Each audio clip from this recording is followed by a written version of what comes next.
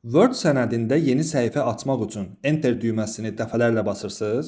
Daha sürətli və peşəkar üsulu 1 dəqiqəyə göstərirəm. Dostlar salam. Bugünkü dərsimizdə Word sənədində yeni səhifəni necə açacağımızı göstərəcəm. Bizim hamımızın bildiyimiz kimi və hamımızın istifadə etdiyimiz Enter düyməsini bir neçə dəfə vuraraq aşağı gətirib yeni səhifə açmaqdır. Gördüyünüz kimi ikinci səhifə açıldı. Bu biraz vaxt aparan və biraz da qeyri-peşəkar görünən bir üsuldur.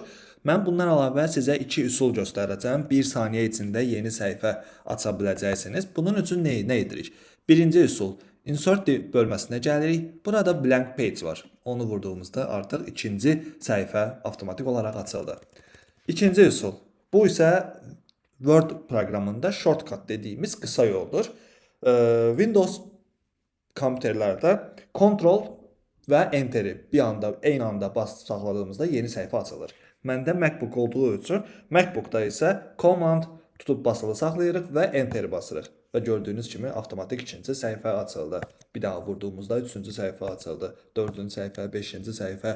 Yəni dostlar, qısaca yeni səhifə açmağın 3 yolunu göstərdim. Onun birinci yolu hamımızın bildiyi kimi Enter'i basaraq aşağı gətirməyimizdir, yeni səhifəyə keçid etməyimizdir.